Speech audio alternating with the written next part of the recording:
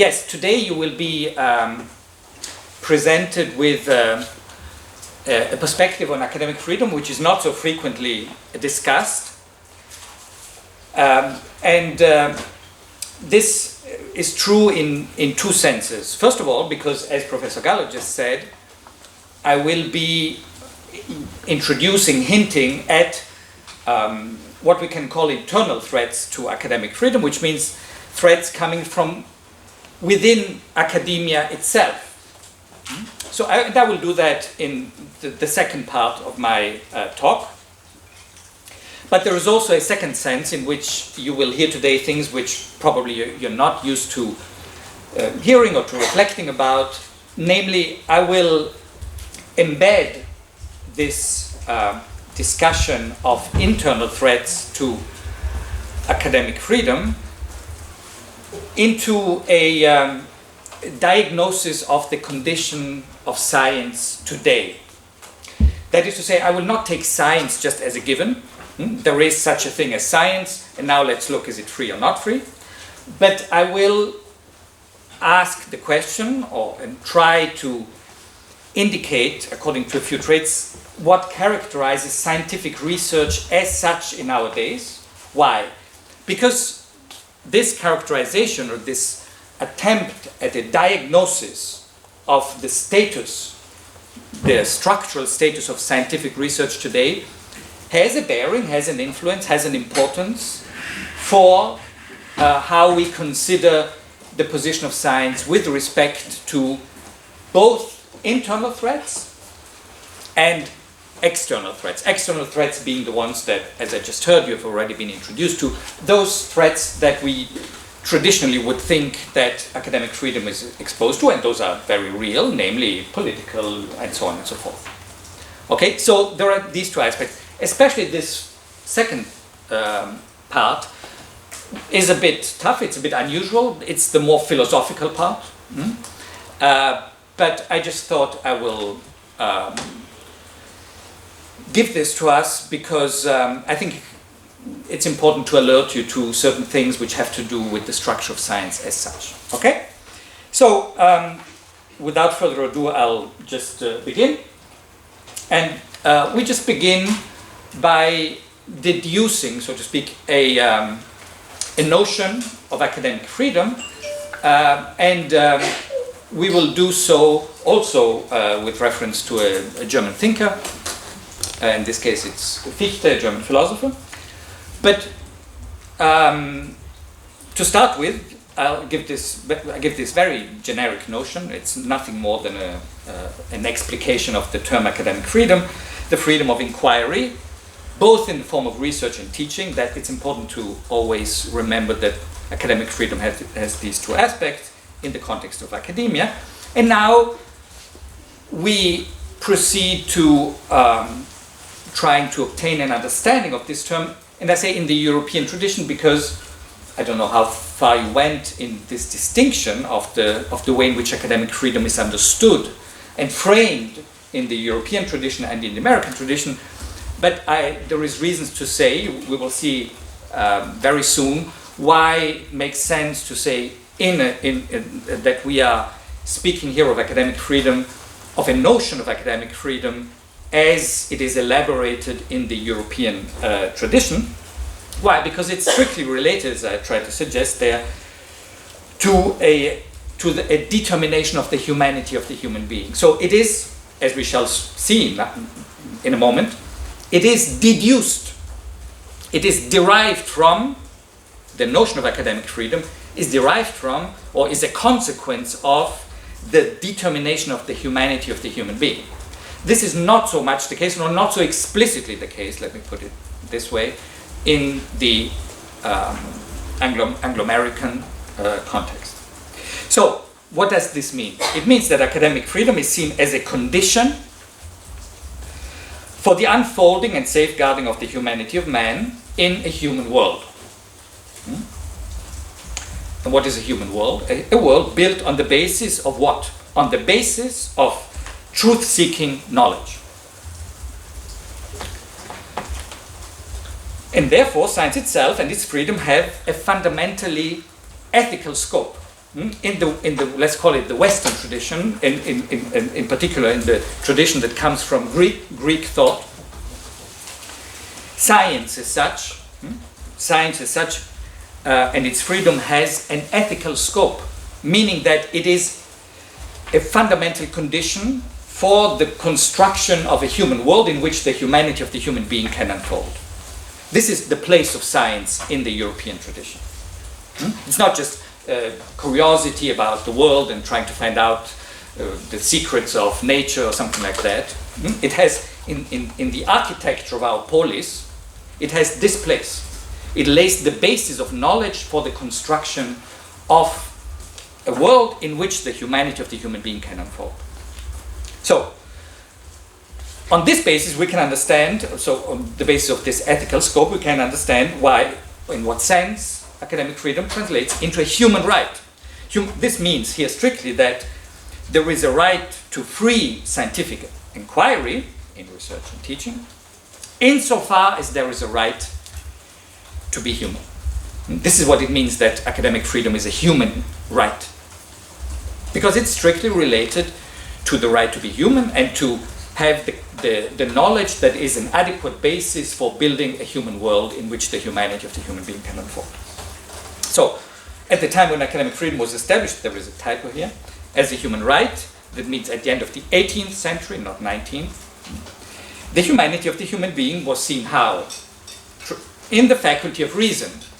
What distinguishes the human being from animals is that the fact that we are reasoning beings. So the humanity of man is placed in the faculty of reason, and so Fichte, we can go to the next slide, in a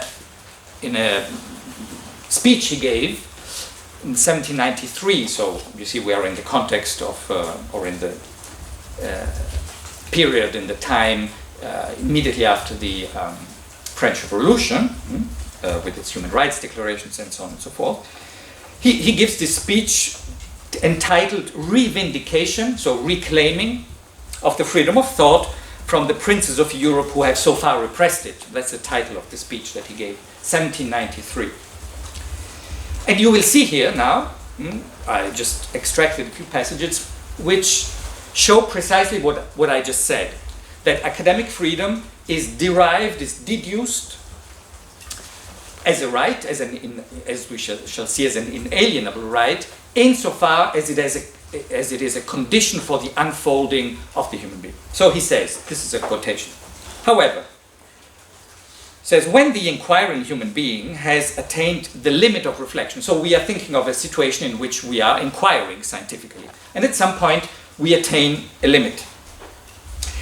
When that happens, Fichte says, something drives him to act.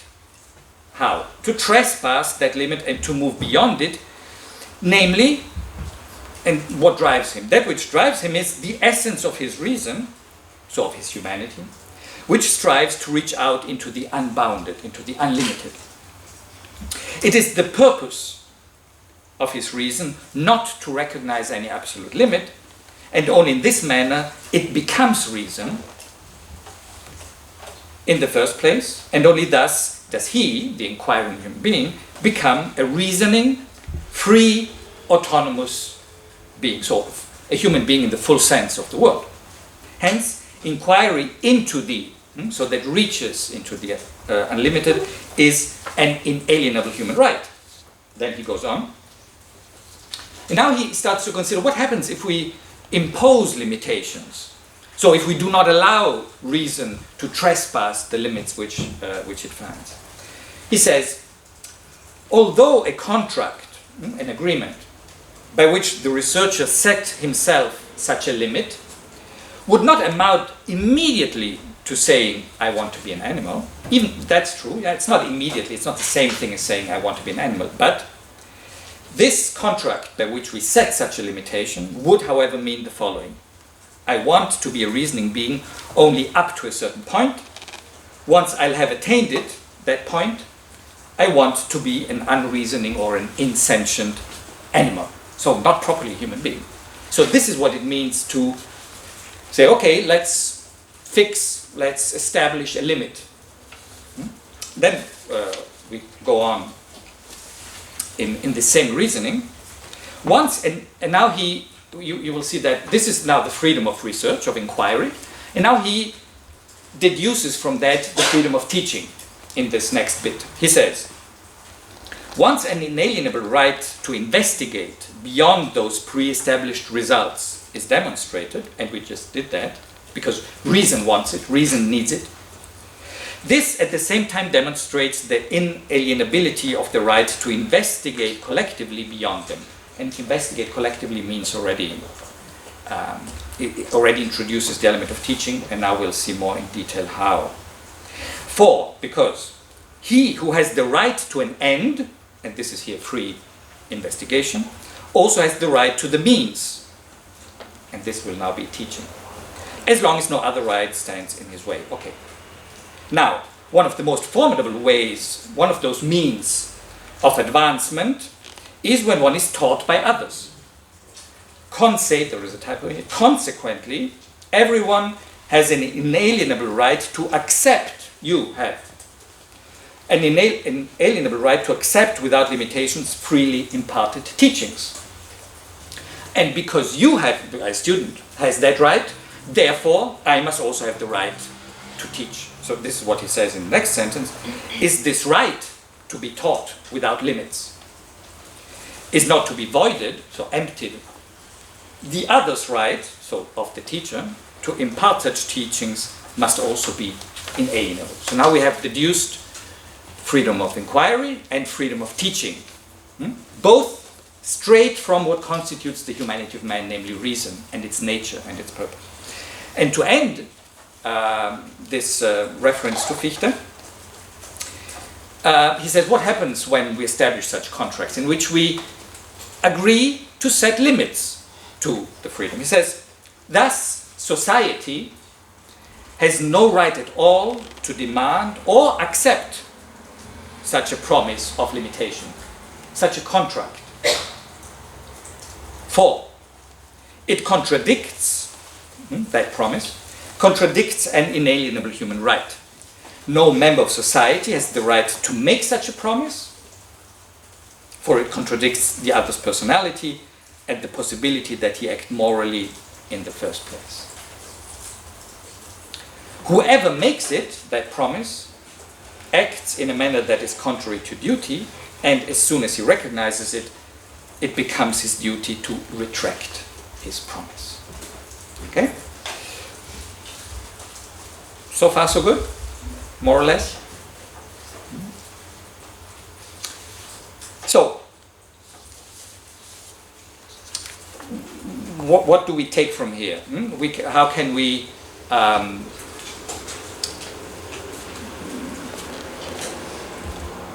formulate for us now a notion of academic freedom, which is a bit richer than the one that we introduced at the beginning, based on this classical way in which the freedom of inquiry and of teaching is deduced here by Fichte, and we can take this, especially this reference to the need for research to be limitless, to be allowed to go beyond all limits. We can say the following: academic freedom, again understood as freedom of inquiry, research and teaching, consists in the unboundedness or openness of thinking.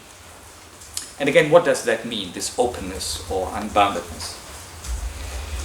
So this openness of inquiry, and therefore the scope of freedom of research and teaching, implies that it must remain open not only with regard to what is knowable at any time within a certain form of knowledge, but more fundamentally, it must remain open, or it must be allowed to remain open with regard to the very nature of that knowledge. In other words, science must remain capable of a crisis which leads to its transformation in favor of new possibilities of thinking. That is the scope of that openness. And this, there is a quick reference there, because this means, or another way of saying this, is that freedom of research requires that every discipline, every single science, be free in its philosophical root, because sciences have philosophy, all of them, as a provenance. And philosophical root means precisely this remaining open to what constitutes our sciences in the first place. The sciences do not constitute themselves by themselves. They don't give themselves their own ground. They are not capable of doing that. Just structurally. The ground comes from somewhere else. The ground for physics, the ground for sociology, the ground for chemistry, the ground for history, the ground for economics. Sciences don't give themselves this ground. It is the reference to that, to the ground of those sciences, to the foundation of those sciences, and therefore also to the shape, the changing shape over the centuries which they take. This is the reference to their philosophical truth. So freedom of inquiry means sciences must be free in their philosophical root. And now I come to the point which is, as I said, a bit more tricky, or a bit more probably unusual for you as a kind of reasoning. So I will now try to characterize.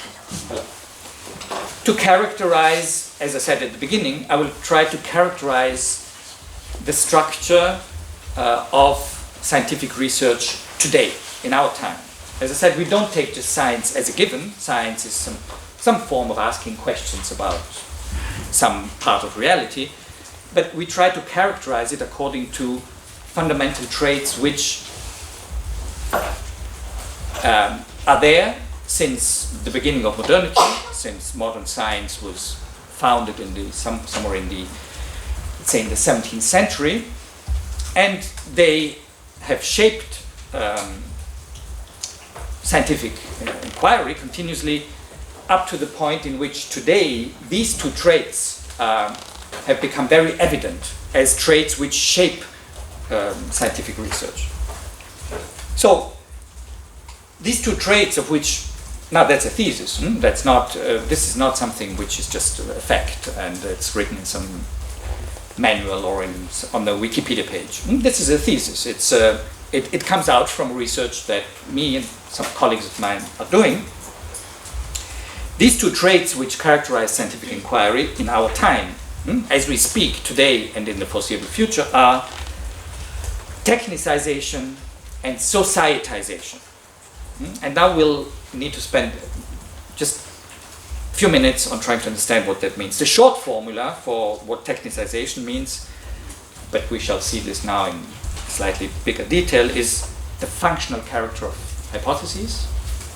And societization means the structural organization of sciences, of the different scientific disciplines, around societal problems or problems of life.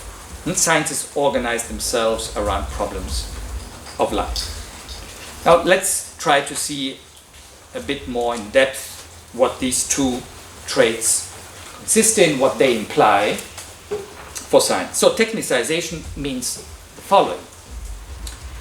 Okay, we must think here, and this, maybe I'll just mention this, because especially when you come, I don't know from which disciplines you come, but I'm told there is a fair number of people who study law here. So you have little contact with the other sciences, but science is fundamentally, it's a form of hypothetical knowledge. We make hypotheses and we try to test them. In the natural sciences, we test them against nature, and or even in social sciences, you test them against some empirical evidence, and so on and so forth. Now, where do these, the thing here is, where do these hypotheses come from? What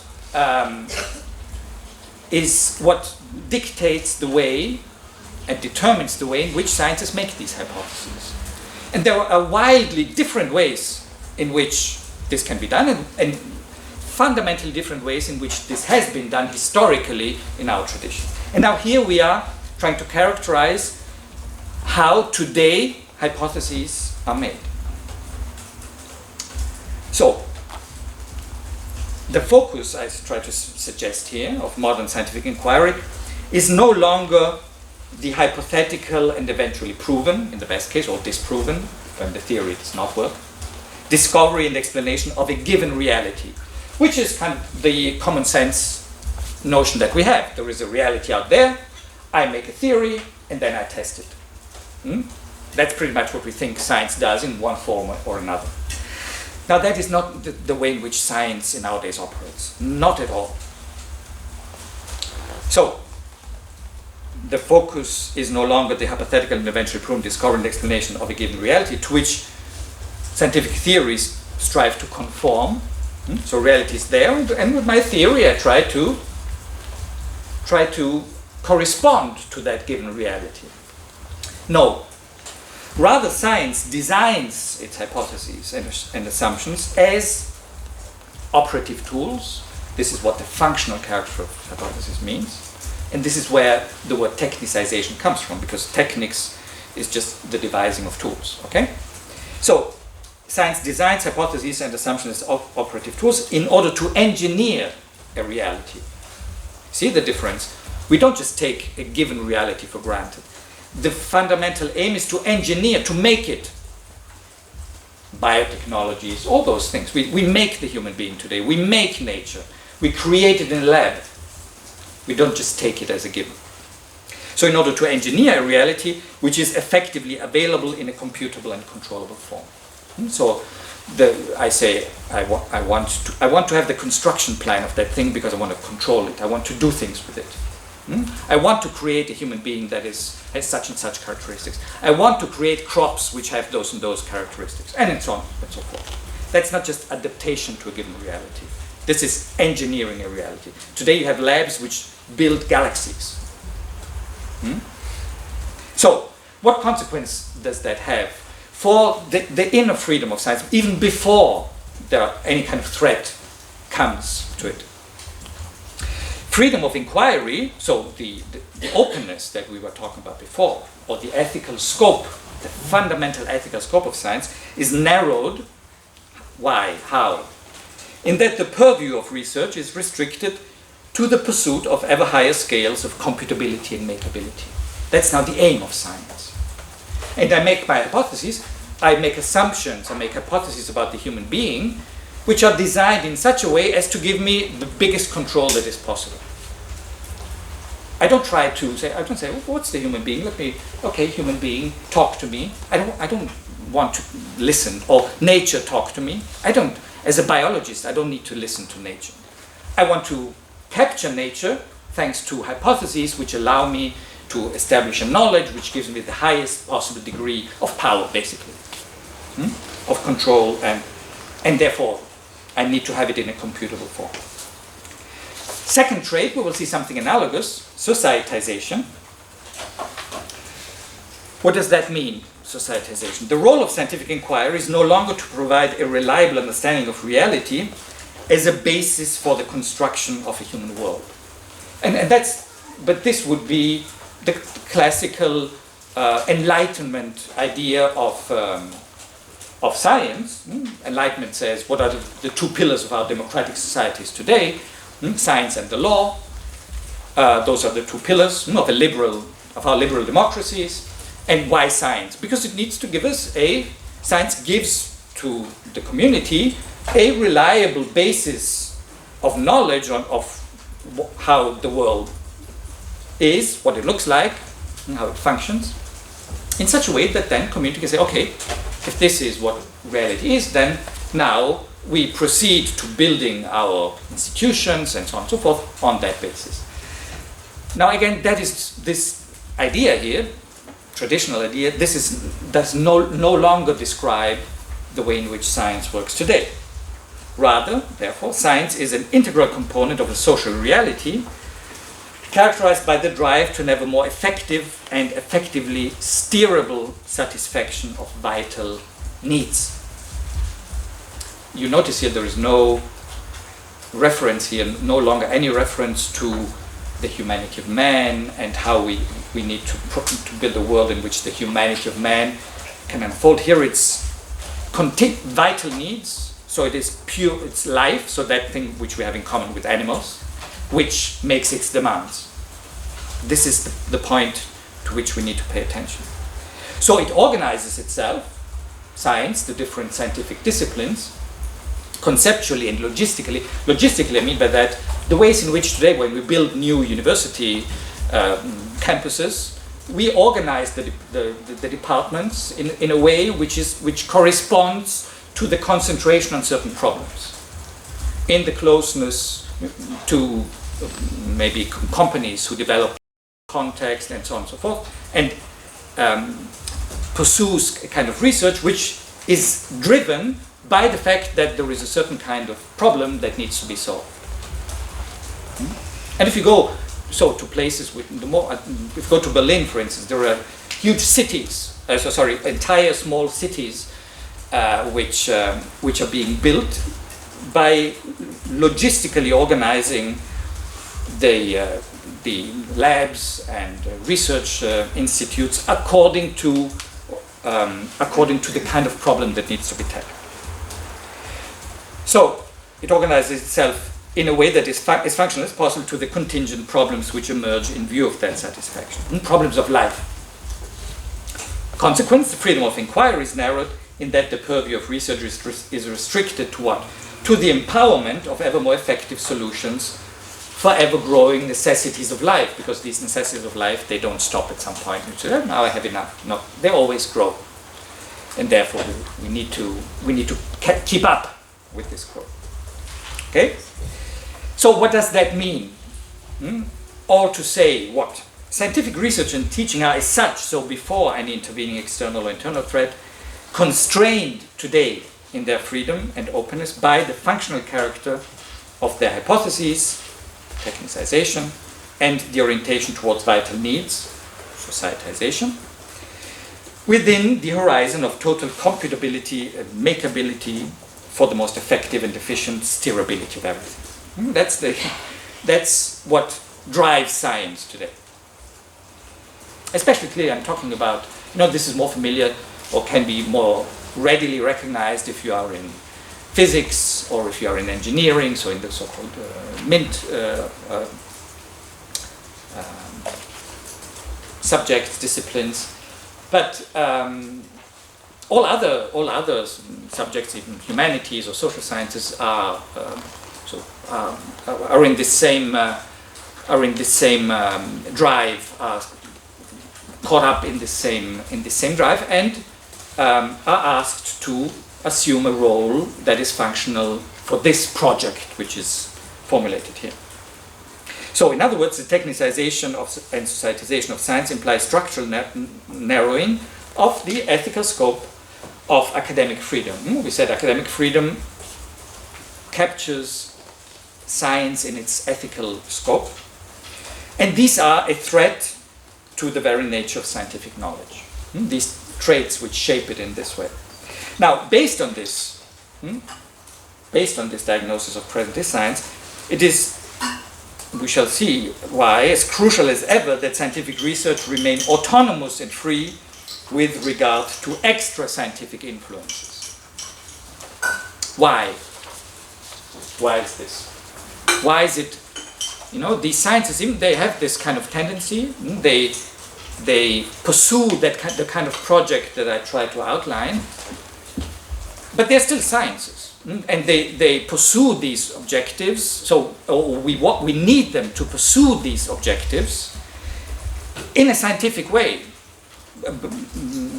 drawing the direction of their inquiry from science itself.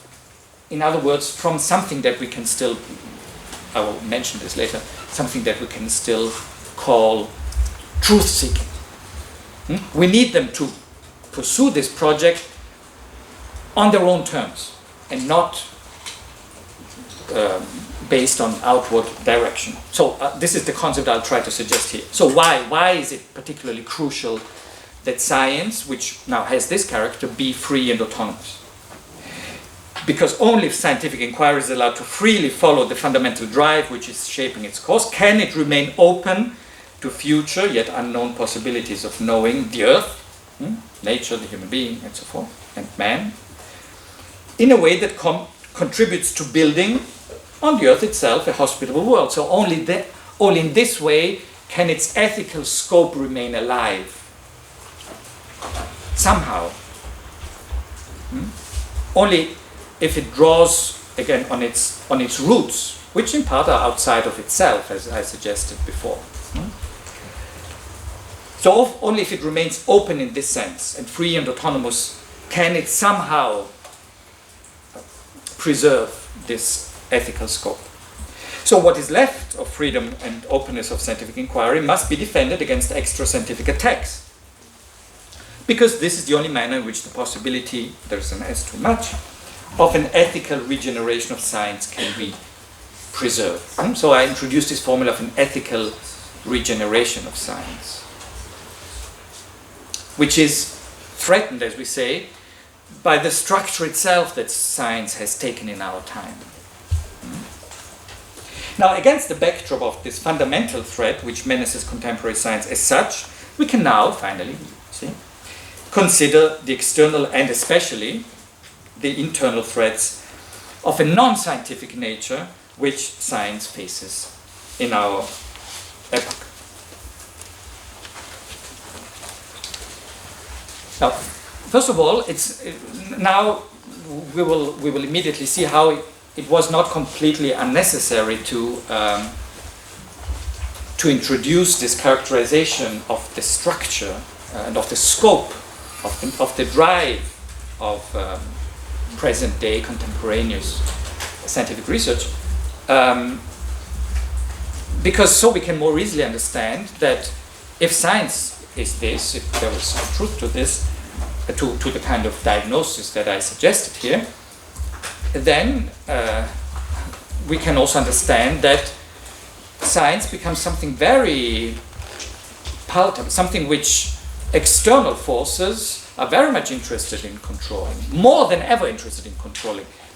If it has this power to make reality available in a way that we can so profoundly control it, then this becomes very interesting for non-scientists or powers outside of sciences which are interested in having that grip on reality.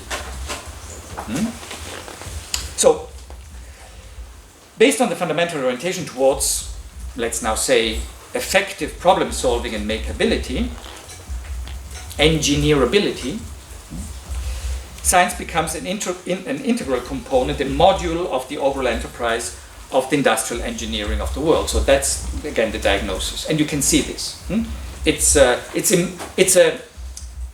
There is an industrial process, and science is just a module in there nowadays. There are, together with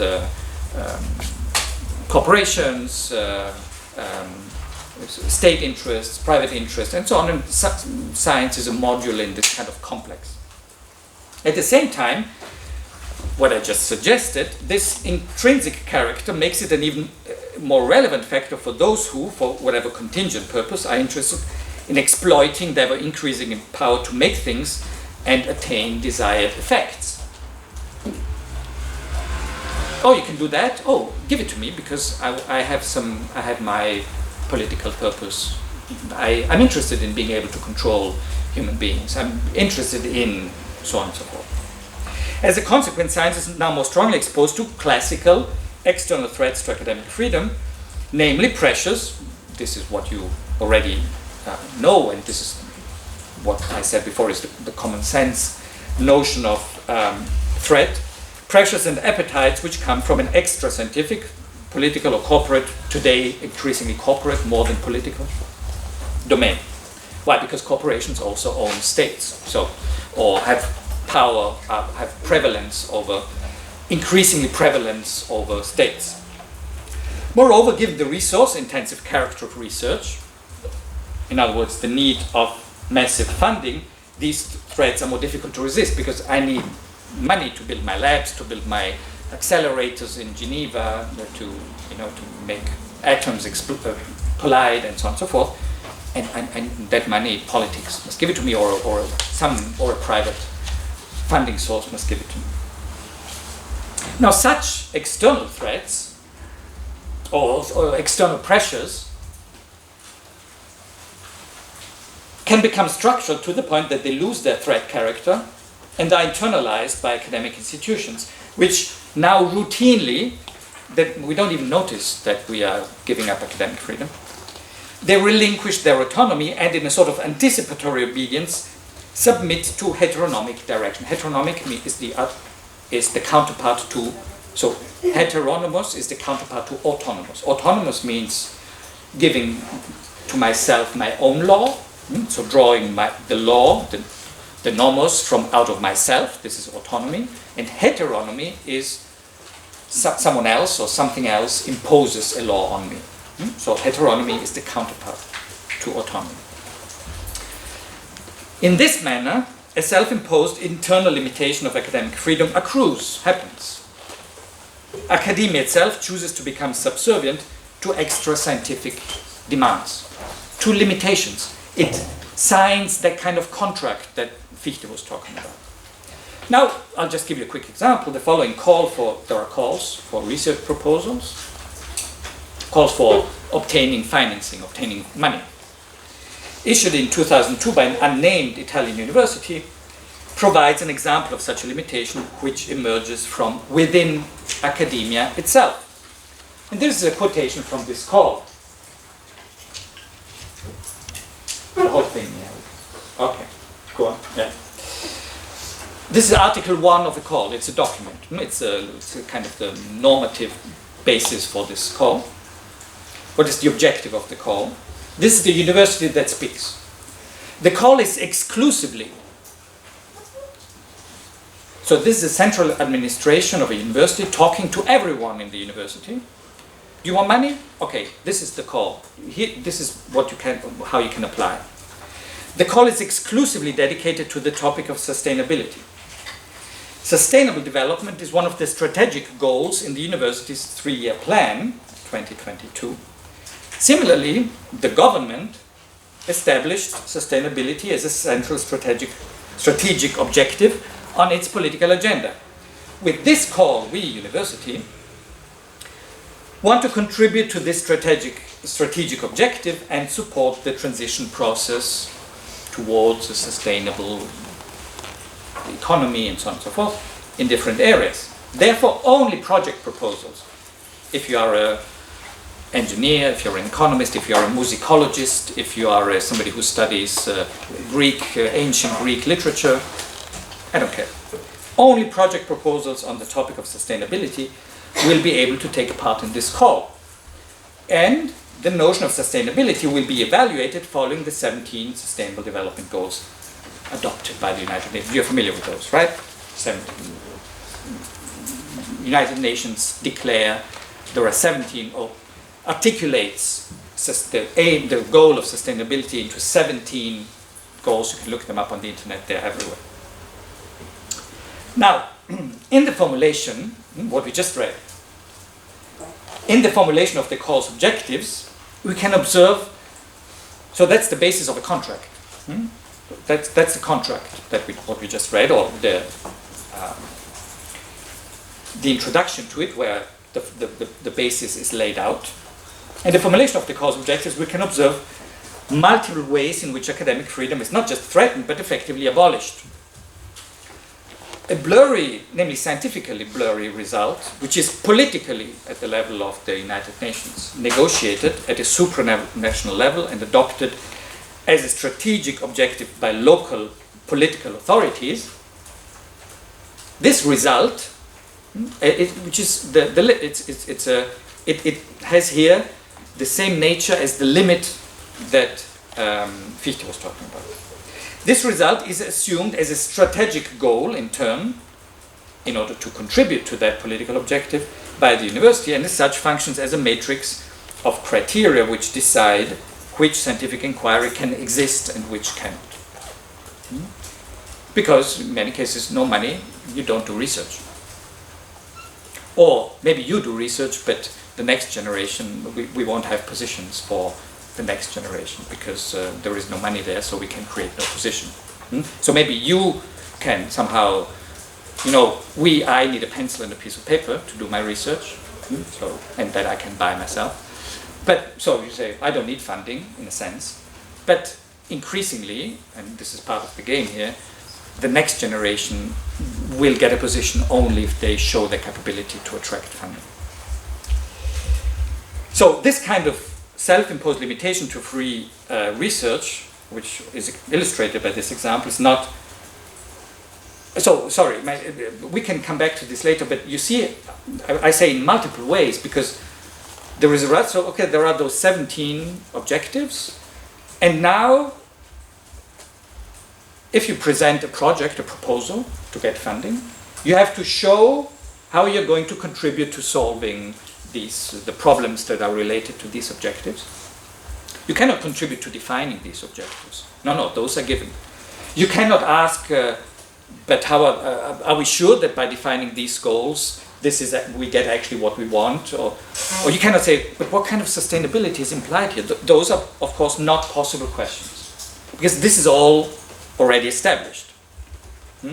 That is a given, and now you need to, with your reason, you need to put your reason at the service of obtaining these previously defined things. Okay? No openness here.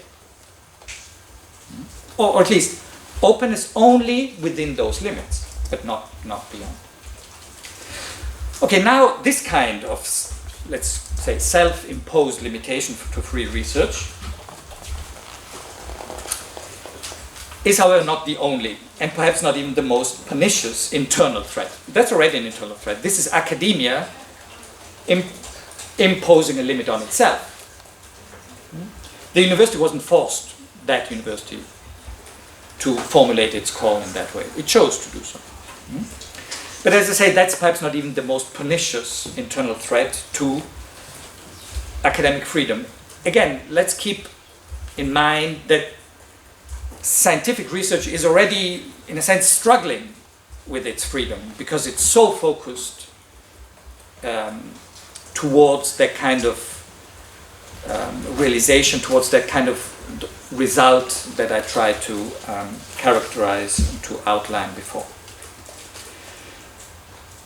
Now, what we'll do now eventually is we will look at some examples of other, and as I say, maybe more pernicious examples of internal threat to academic freedom. But before we do so, let's just, this is a kind of professional disease we have in philosophy. Let's try to give now another a definition of what we mean by an internal threat. It's nothing new, it's something that implicitly we already declared, but let's just formulate it in a way that is as rigorous as possible for our purposes. So, we speak. The right one is internal threat for academic freedom. No, no, this one. This one. So, definition. For our purposes, as I say. We speak of an internal threat to academic freedom whenever a scientific institution or community,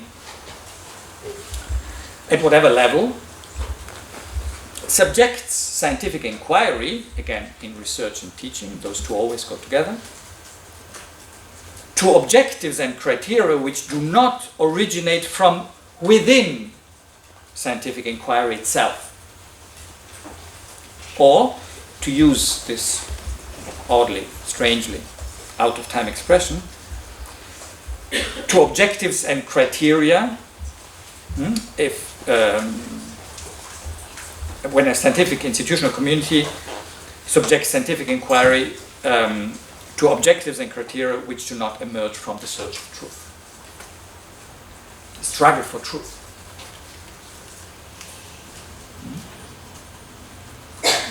Which is precisely, so this, what I call the search for truth, is precisely what remains alive insofar as scientific inquiry remains open.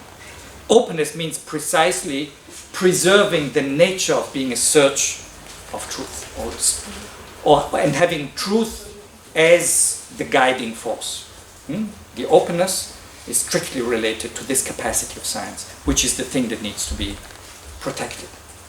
In other words, or in different terms, academic freedom faces an internal threat when an academic entity within its purview, adopts ascientific or even anti-scientific criteria for its self-understanding and self-government. So when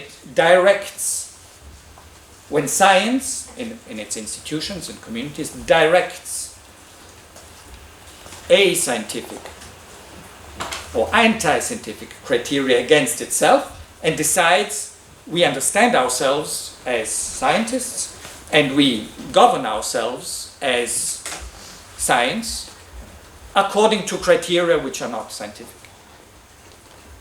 This means according to criteria which do not grow from out of scientific inquiry itself as a truth-seeking activity. So that's the definition that for our purposes can be sufficient.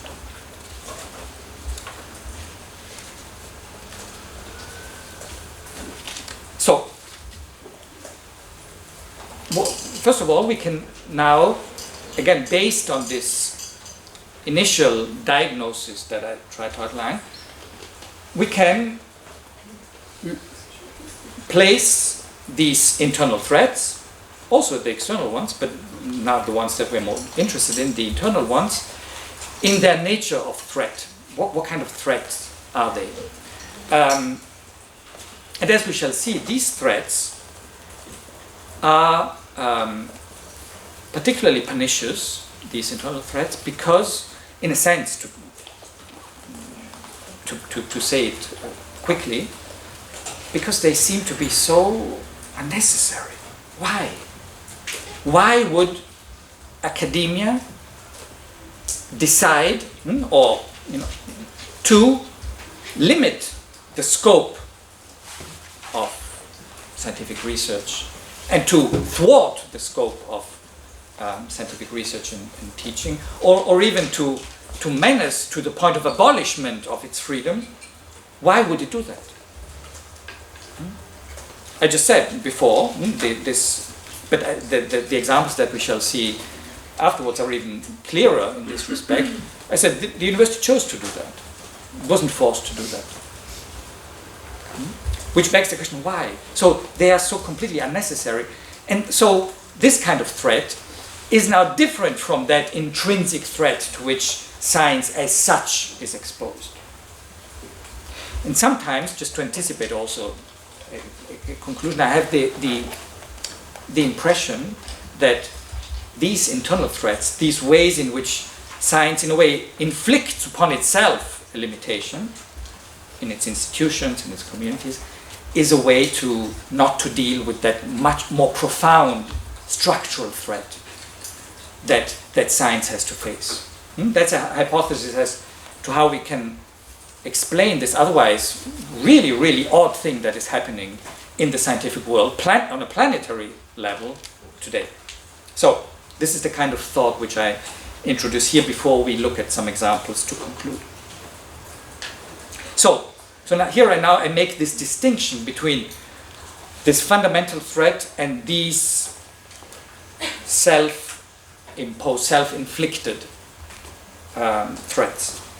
So while the related tendencies of technicization and societization, and as we saw, the consequent narrowing of the scope of the freedom of inquiry and teaching belong to the fundamental unfolding of modern science itself, they're a guiding trait, a trait that shapes the structure that science takes on, and therefore are in a sense necessary. So, and they are beyond the control of science itself.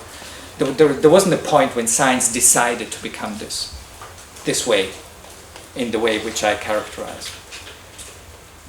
And I cannot even investigate this with scientific methods, with scientifics, with the kind of investigation of which scientists are capable. And this is a specifically philosophical task. So I say they are in a sense necessary because it's something that science just conforms to. It finds itself being called to take this particular form because this is what is demanded from it. That kind of hypothesis making, and so on and so forth. So the same, namely the fact of being in a sense necessary, is not true for the self-inflicted thwarting of or internal threats to free scientific inquiry. Yes. These, the latter, the ones that we will be looking at now, of which we already saw one example, these have no such necessity to themselves. They represent an unnecessary, untimely form of derailment and self-sabotage by scientific communities and institutions. Now, what we need to know clearly is, because what are we talking about? Now, we're talking about derailments which are today rampant. You understand the word rampant? Everywhere, taking all the space and all the time. They are rampant and inform the reality of academia throughout. And what is their common trait? Before now we look at some example. What is the common trait of these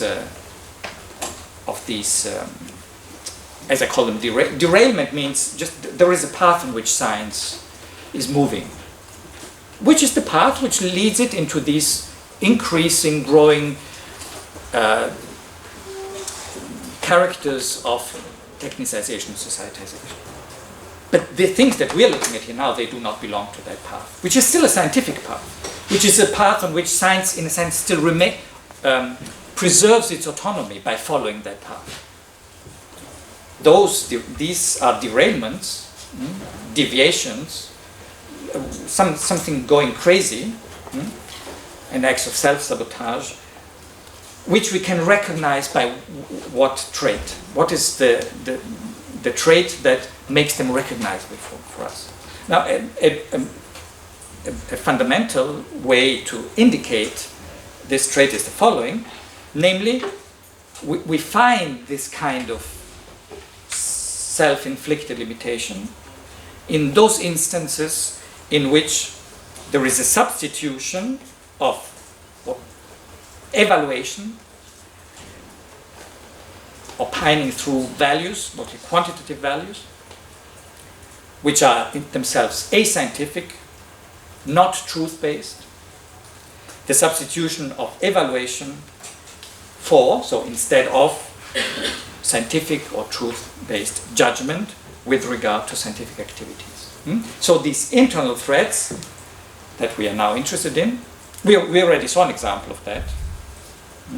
Because why did we already see an example of that? Because at some point there will be some politically negotiated index or some kind of parameter of which it is decided that this is the aim for, this is something that realizes sustainability, and now you take that and now we build some kind of criteria which are a list of such parameters, and those now decide on whether a project is funded or not funded, and this can be done basically by an algorithm. You don't need human beings. Increasingly, we don't need human beings to evaluate, because evaluation is just matching something quantitative against something else which is also quantitative. But the examples that we will see now, which are just really very, very tiny examples, and examples which I thought are most evident even if you're not at home in academia, in an academic environment, in these examples it will become even clearer in what sense a scientific evaluation becomes the judge over science. Okay? So, example 1. Assessment of scientific products. The way in which scientific products, this is the name that we give to publications, mostly today. But not only publications. But.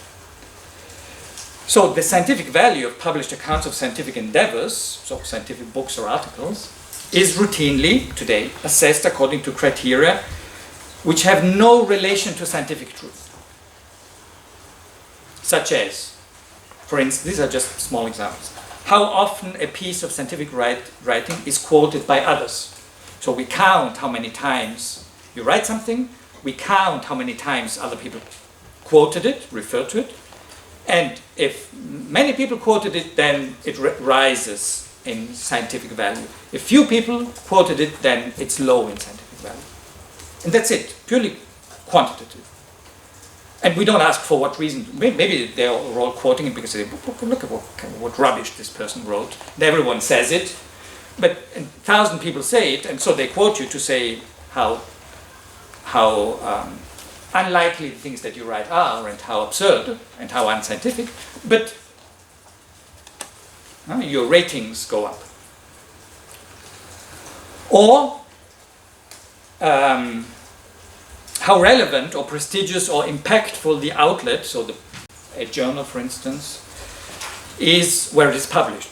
So we make a list, a ranking of how important different outlets are, also with a quantitative index attached to it, based on what is deemed to be the impact of the particular journal on the so-called scientific community. And then I say, if you publish in that journal, this is something which is everyday, things that every day we have to deal with. If you publish in that journal, then your piece of writing is worth a lot scientifically. If you publish in a place which has a lower, it's called impact factor, not 3.4 but 2.1, then what you write, what you're thinking, your endeavor, your scientific attempt is worth less scientifically. Now, I don't need to go into too many examples of how, again, this is something which has no scientific basis whatsoever. And not even indirectly.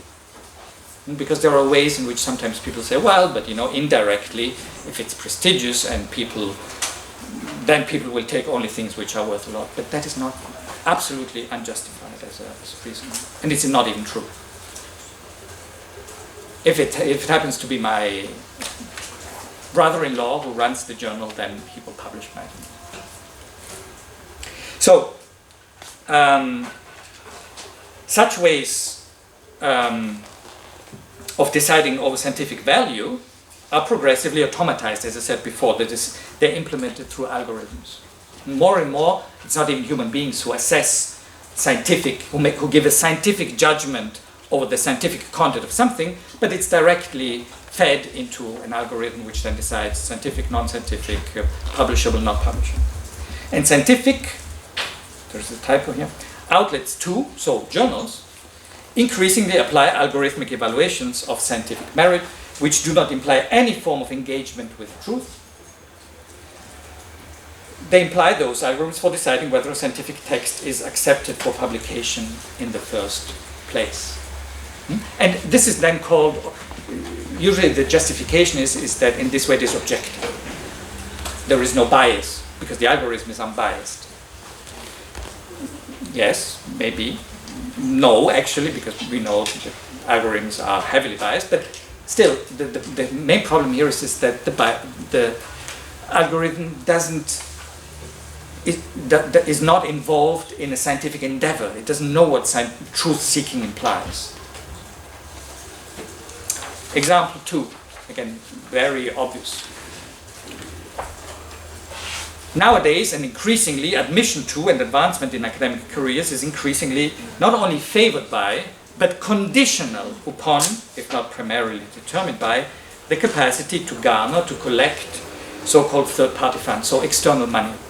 Not public money, so money from outside. That is, financing granted on their terms by public or private institutions outside academia. Today, as I said, increasingly corporate institutions.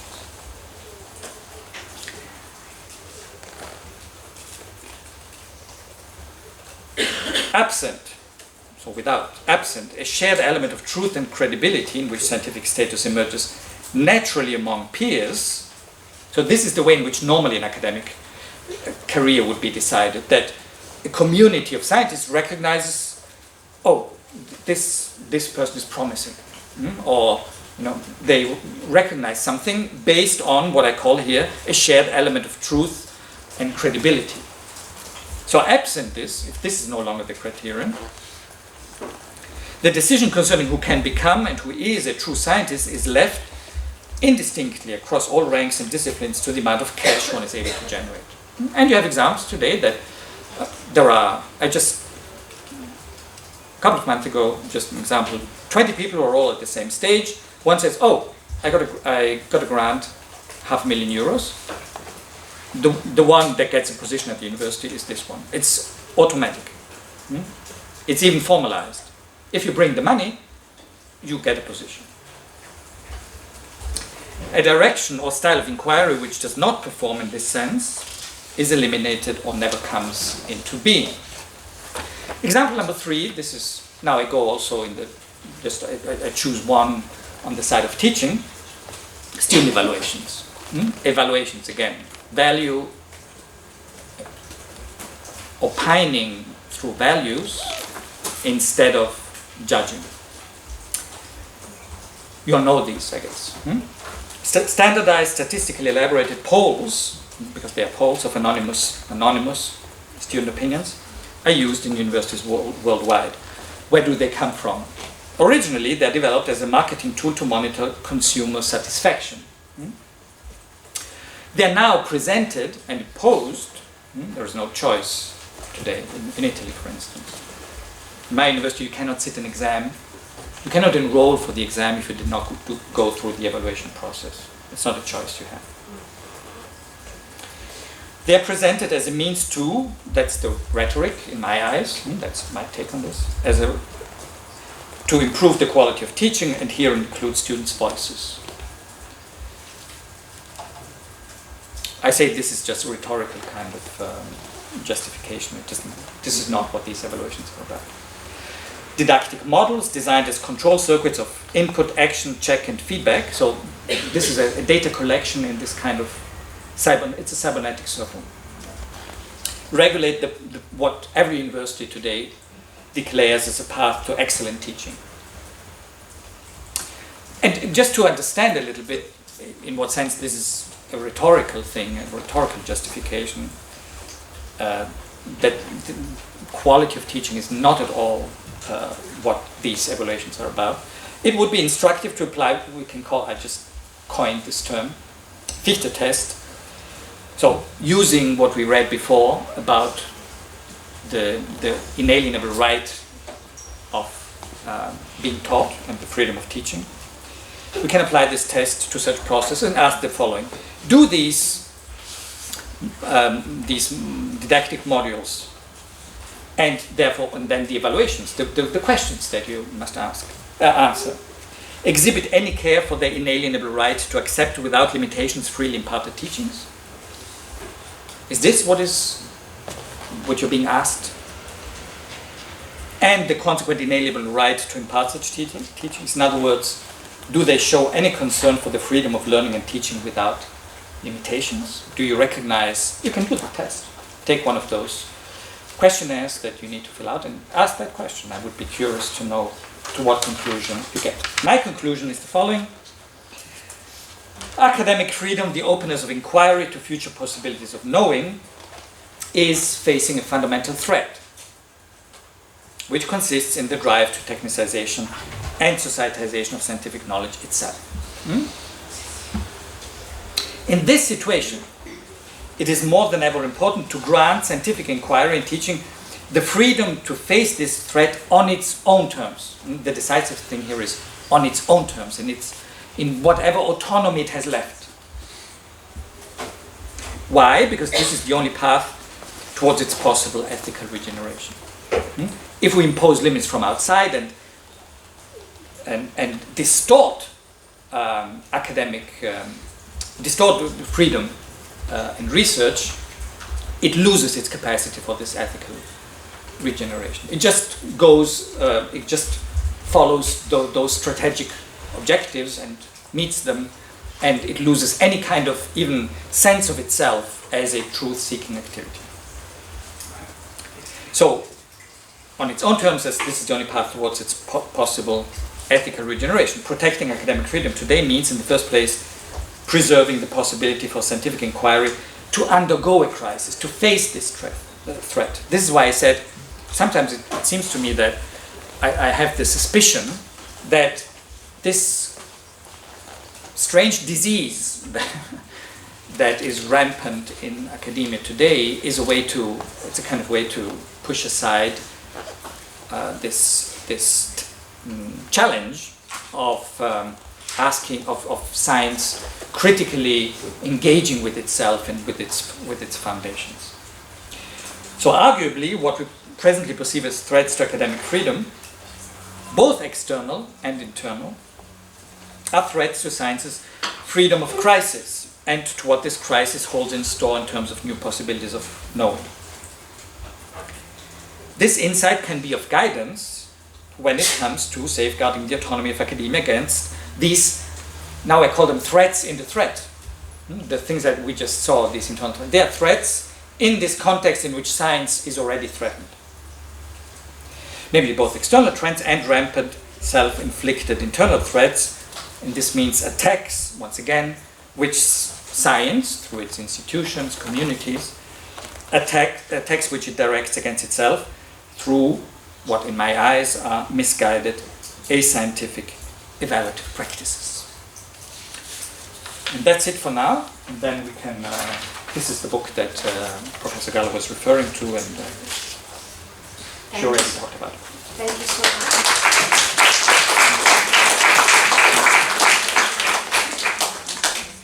Thank you so much for touching upon a lived experience of many of us, at least from the teachers, researchers side. I think I could see myself throughout many of the points you raised, and I think I would leave some reflections on the book for a little bit later, I know I took note of some points, as I also think our colleague Donata Borgonavore has done, but before this, and I know it's very hot, I can try to open the door, but it's noisy outside. But before, I mean... It's free sauna. I would leave the floor to questions, doubts, critics. Or if you want me to go back to some point. Yeah, please. Without being shy, just feel free to raise your hand and ask. That's another class going on there.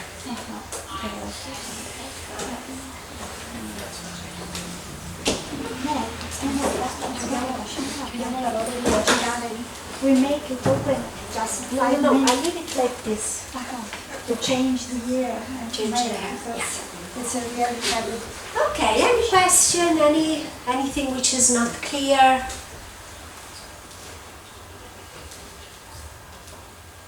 Shock. Anyone who wants to break the ice?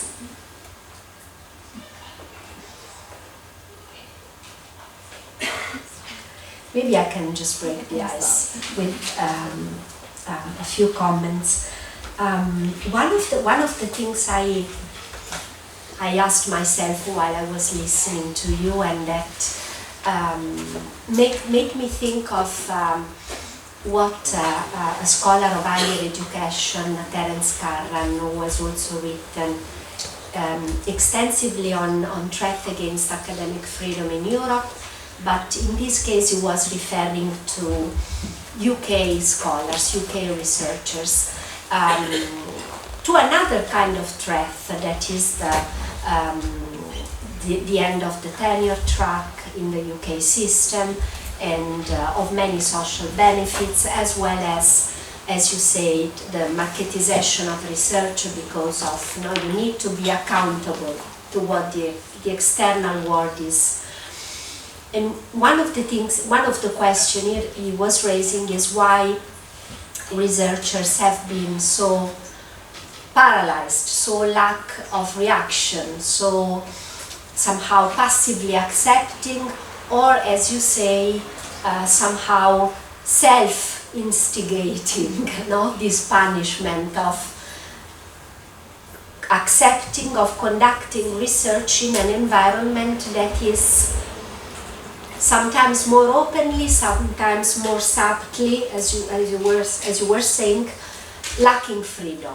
No, why are we so accepting this? What are the reasons, in your opinion, that we are so? Well, as I said, it's in a sense it's mysterious, because in a sense it's mysterious. But one thing that I can maybe mention is that this kind of attack on the autonomy of scientific research has a wicked turn, insofar as usually to implement these the different kinds of assessment and evaluations, procedures which preside over what is published, what is financed, who gets a job, and so on. It is academics who are put in those positions to run those procedures, those processes. And so one says, well, I mean, it is scholars, it is academics who are in control of these procedures. So an academic will protect, a scientist will protect science. And so we, there can be a tendency to just, there is a trust, okay, this, it will go in the sense of science because it is scientists who are running it. But this is clearly not the case. What happens is that scientists are really enlisted. You can send, it's what we do usually with the military, to enlist someone. When somebody becomes a soldier. This is the enlistment. So they are enlisted, very often they're also paid, or they're endowed with power, and there are very often these, also endowed with the power to at some point be the judges of others. So there are people then who accept to, so colleagues, the guy sitting in the office beside me, or my, who then are in charge of these things. But they do not, they just implement, they just execute these procedures which are ascientific, anti-scientific, where criteria which have nothing to do with scientific research are weaponized to steer, to govern, to manage science. So part of, so this is just a way to try to understand the kind of trust that we seem to have, or the passive, some part of this passiveness that we seem to have. Also, there are also all too human things. There is just, there is a routine. This is the way in which things are done. Critical spirit is not something, despite that one might think that in a university this is where it should be, the stronghold of critical. This is, the Greeks projected academia in order for it to be the stronghold within the polis of what we call critical thinking, let me put it that way. But in this very profound sense, which I introduced at the beginning. But in some way also, I think that the shape that scientific research takes increasingly, which I identified through these two characters, diminishes the capacity of science to be alert with respect to its calling, to its truth-seeking calling. These traits of technicization and societization, I think, they expose science more easily to the risk of being heteronomously directed almost without becoming aware of it. But nevertheless, in my experience, it's very, very. There is a very, at the same time with this passiveness, there is a very widespread discontent and worry And you say, you find, also in fields where you wouldn't suspect. I mean, I talk to, for reasons of my research, I have to do with physicists, for instance, a lot. Mathematical physicists, no, the queen of sciences, and you would say well, they, and you have people who are in very high academic positions. They say, I can no longer do research as my contribution, my internal truth-seeking endeavor would demand. Why? Because nowadays only things which are in that direction are published. Because I'm responsible for for 10 young people who need to have a career, and I will not get funding if I do that. So you find, so you don't. It's not. This has nothing to do with certain disciplines. Oh, the poor. We philosophers, we can't collect any money, and therefore we are the losers. Of course, yes. Philosophy is being abolished, or has already been fundamentally abolished from the spectrum of academia. But it's fine. This is not the point. What I'm saying here is true. If it is true, or whatever is true of it is true even for engineers, because the engine, in a sense, it becomes even more dangerous, because the engineer must be allowed to do research according to an engineering logic and not having a political aim as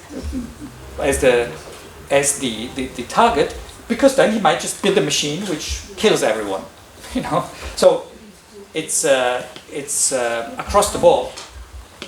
No, I'm thinking to Oppenheimer, sorry. Say again? I was thinking to Oppenheimer. Okay. Thinking to a killing machine on the physics. Okay. While they are thinking and reflecting, and to bridge your discussion with the perspective of student, one of the topics that the course just started last week, but one of the topics that we would like to cover in the course is student perspective on academic freedom and student dimension of academic freedom, which is often less debated, in the discussion. How the external threat through technicization and societization, and how the internal threat through self-immolation affect the freedom that students have in the university. I mean, what is the impact for students? Okay, this fundamental threat, so that comes in a way from within the very source of science itself, so the one that I identified through these two traits, means that education is increasingly growing and very, very clearly substituted by just training to become functionaries of some part of a production process. So you're being educated into specialists for a segment of an industrial production process. There is nothing basically left of the traditional notion of education, in which in those years of university you're supposed to become, to be given the tools and the opportunity and the time to become a responsible human being, namely responsible for the sense of things, responsible for, I'll use the word truth again. So for that, this is no longer part of what education is, and this is,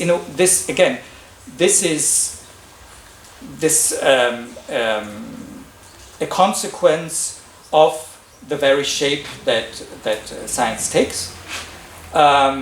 But then this internal threat, this is really something then, we need good engineers, we need good people who can technically run things in a serious way, because the world is going in that direction. So we need people who can do the job, so we need serious training in this. No education, okay. This is what happens nowadays, but at least let's do this seriously. Now the internal threat means that I open new degree courses because my funding agency, whether it is a political a government or a political entity or a private or corporate entity, wants me to open this and that, and because my so-called stakeholders say you should teach this or that.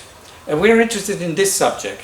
And I built my curriculum, so the study plan, which then you follow, based, again, not on scientific grounds, but on the grounds of interest. Today I happen to be, for a short time, now responsible for a degree.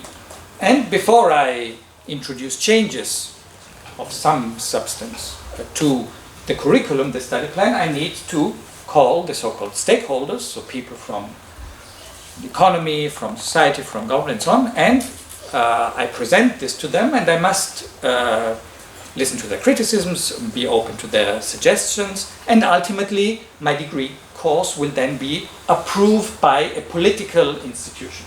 It's a political institution which says this degree course, this study program can exist in this form or not. So this is now where I say, okay, if it has to be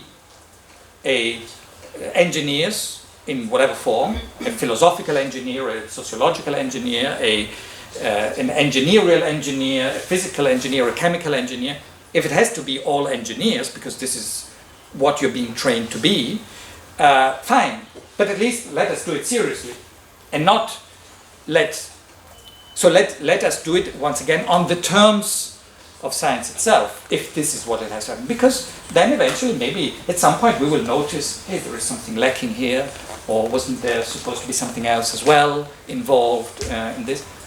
But if we submit, if we become subservient to these extra academic demands, which drive what is being taught and how it is being taught, they say in this discipline, introduce this kind of data analysis because we need that. So this is, if we become subservient to that kind of demand and just, in a sense, acritically accept it because they are the ones who are going to say yes or no to the existence of our degree course, then we are building, we are not even doing a serious training in that sense, but we are really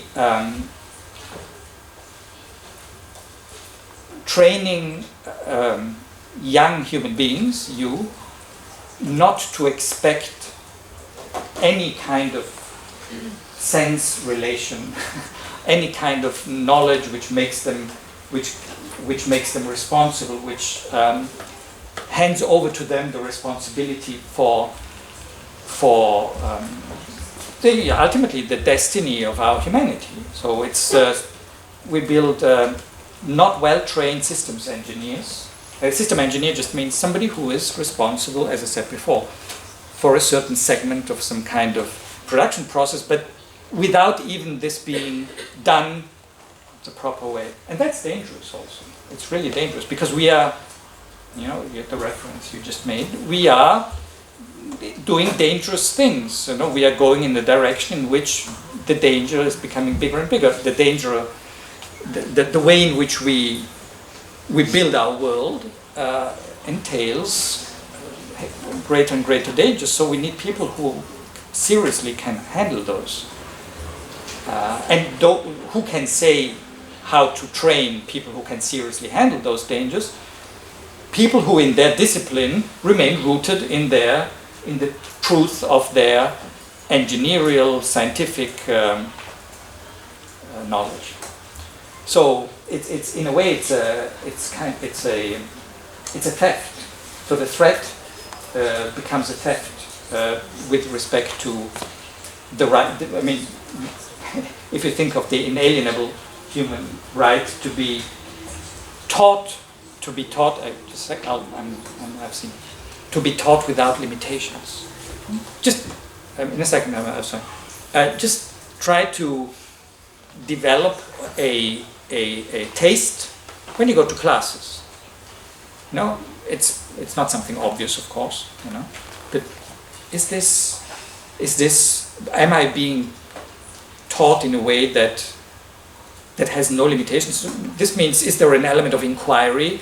Because in the way in which I'm taught, or is everything already decided and I'm just trained to implement basically pieces of labor which are ready to be then taken over by a machine? Because this is what increasingly we are taught at university. Things which are not far away from being elements of processes which are ready to be taken over by machines. So it's a step towards that. Sorry, you go. Yeah, I got only one question. That if I got it right, so you're also implying that us students can be an internal threat to academic freedom in this kind of way? Well, you go along with that. You implement that. You're being asked to feed data. It's a production process of something which is then called the path towards excellence, so-called excellence. And this process needs data to be fed. It's an algorithm. It needs data to be fed into this in order to, you know what a cybernetic circuit is, a control circuit. You have a process, you insert data, you have a kind of, then you have a moment in which you check the way in which the process works. You compare that with some kind of objective. You notice that you're not reaching the objective. You introduce corrective measures, and then you run another round. This is a cybernetic process. This is the way in which our reality functions today, everywhere, everything, without one single exception. Our reality functions based on such cybernetic circuits. Now, it needs an input of data. You give the data. So, from the point of view of the university, the central mind of the university, you are data givers for a cybernetic process. And this is why I say, go and look. I mean, do the questionnaires, just take 10 minutes and ask yourself, what am I being asked? Am I being asked to express a judgment in terms of being taught in a way that where I can sense it is without limitation? I'm being educated to become responsible for the truth of things or the sense of things. Is this what I'm being asked? The examples I know from the universities where I've taught, nothing of that kind. It's just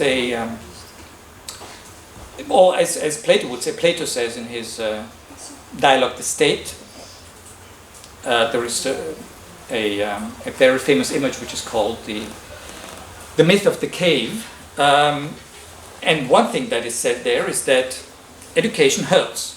Or in other words, if it doesn't hurt, because you have to let go of all the things that you thought were true and all your opinions and so on. So if it doesn't hurt, it's not education. So just in a nutshell, if it doesn't hurt, it's not education. So I'm not physically, not because you're being beaten.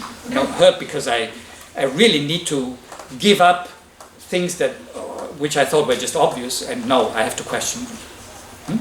So in that sense, it hurts. So ask, are you being asked, does it hurt? You're not being asked, does it hurt? So I'm not accusing you, but of course you're going up because, and you even need to, because as I said before, in the Italian system, and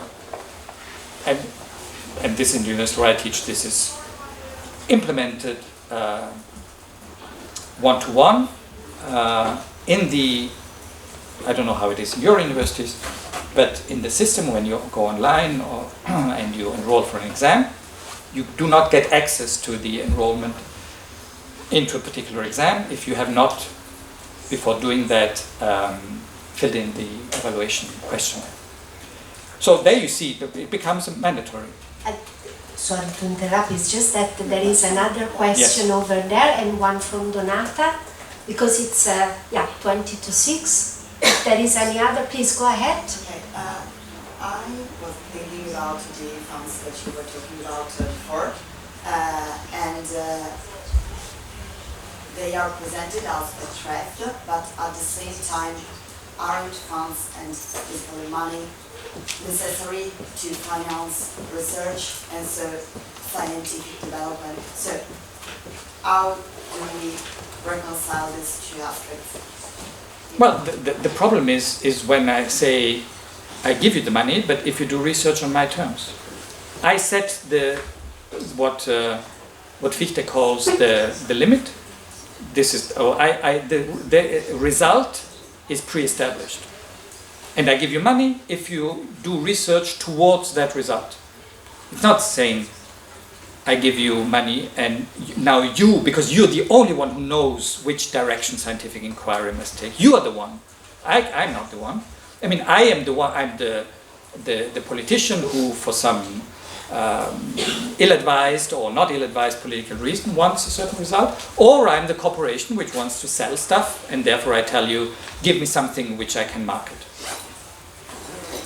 If I can just add to this one thing that I thought was really going to the point where we were speaking about the call on research and sustainability, that a definition of sustainability was given beforehand and you had to be bound to that definition, whereas any free scientific research would start with a working definition of a phenomenon that you want to study, but then let it open to take the direction that research will lead you, no? So in this way, you already know what you will be going to do, and the constraints are already set. There's no surprise, there's no doubt somehow. Exactly, precisely, and it is the way in which these results are pre-established is, from a scientific point of view, completely arbitrary. They don't make sense. And so you are, as a scientist, effectively, you are. It's a kind of evisceration, because you just work blind. And on the other hand, you're being told if you do not attract funds, you don't have a career. And young, especially, say these things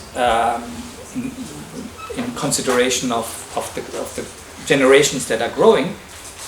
Increasingly, young researchers, they don't know anything else. They know from the beginning what is doing science. Well, science is attracting funds and publishing in prestigious outlets. So none of that has any scientific meaning. But they have no other examples of that increasingly. So this is what science will look like for generations to come. There's another question from Donata. Yeah. Thank you. I apologize because I was late. I was in another seminar.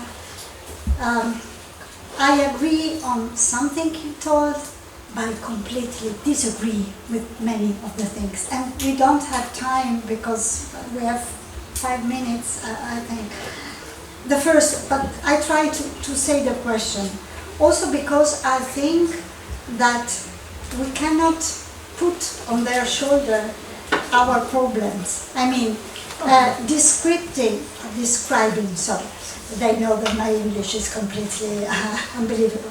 But describing university and the life inside the academic community as something that is completely guided from rules and options that are totally different and external, heterodirect from our world, is in some dimension correct, but in some other dimension not completely correct.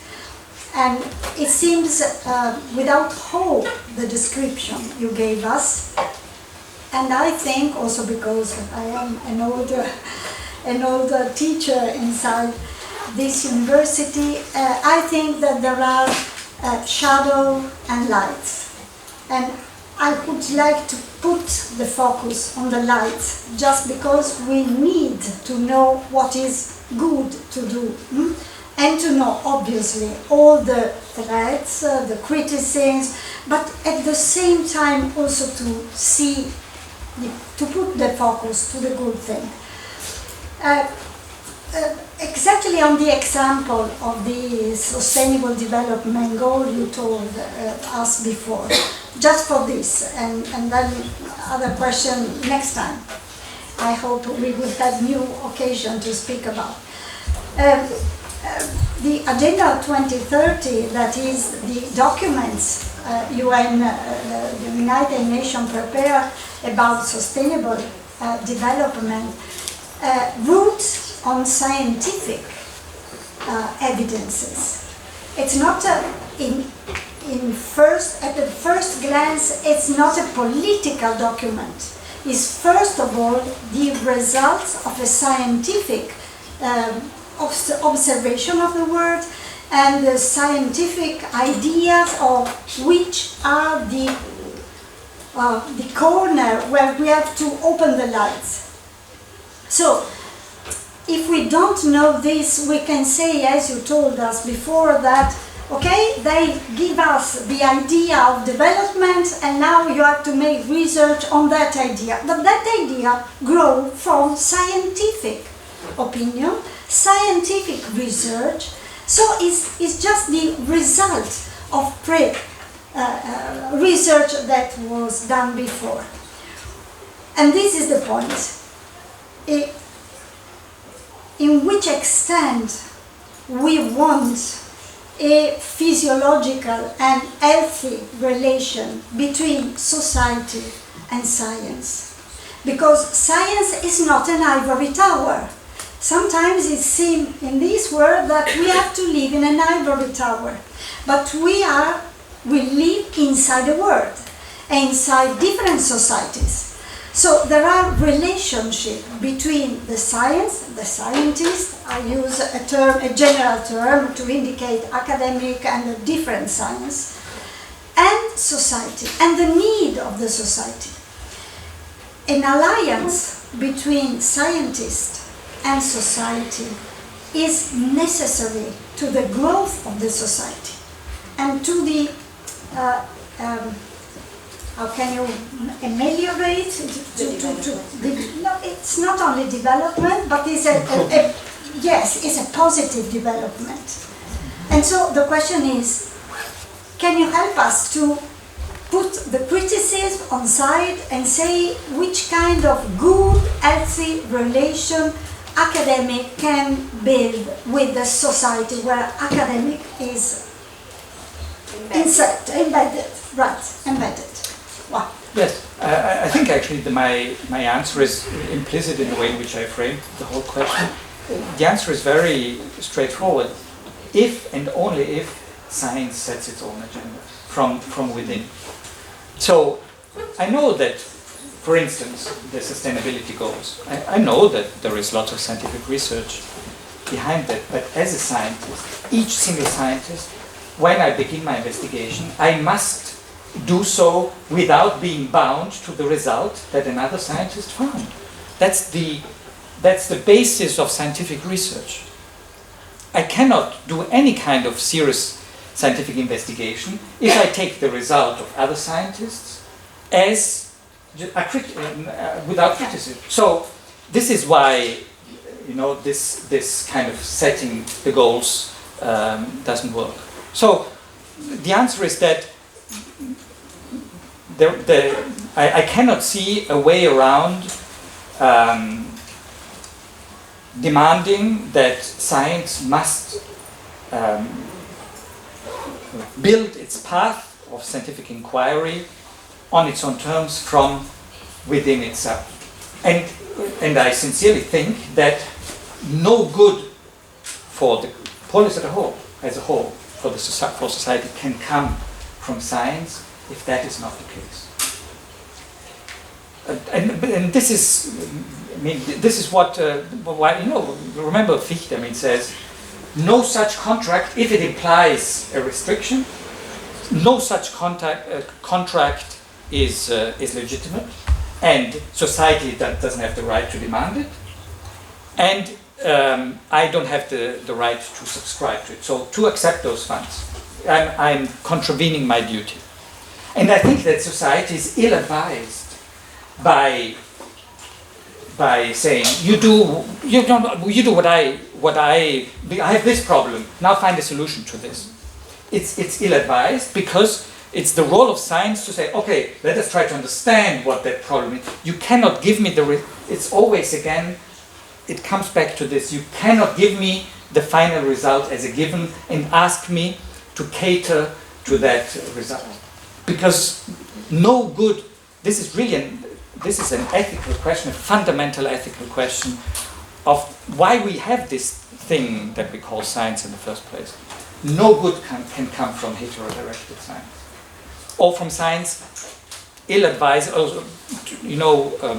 being subservient, because, we need to prove our relevance. But you risk of doing great damage by doing that. If you cannot remain centered in yourself and say, okay, what does my own knowledge and its inner logic demand, what tools does it give to me to read this in the first place? Society needs free science, and this is why, this in you have different formulations of scientific freedom in different, in different constitutions and charters, the European Charter of Human Rights, so on and so forth.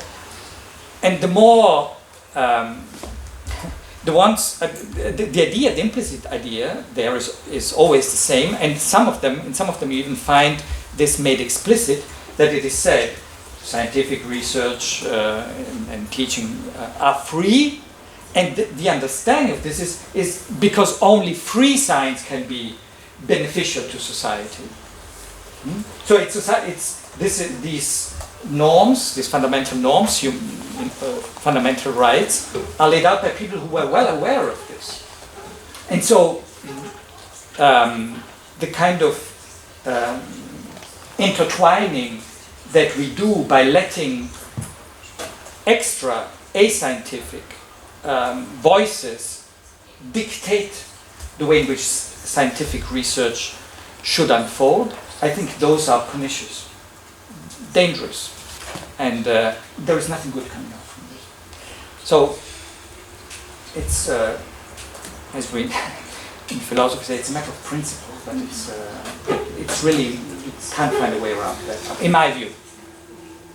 If I can just add one thing, I don't think that I agree with you, Donata, when you say that there are many scientific studies behind the agenda, of the topic of sustainability, but the question would probably be who decides that sustainability would be the next EU research agenda. And if we look at, on the one hand, the dependency of many of us from EU funding, there are no scientists sitting in the committee that decides the research agenda of universities. There are politicians, bureaucrats, and private interests.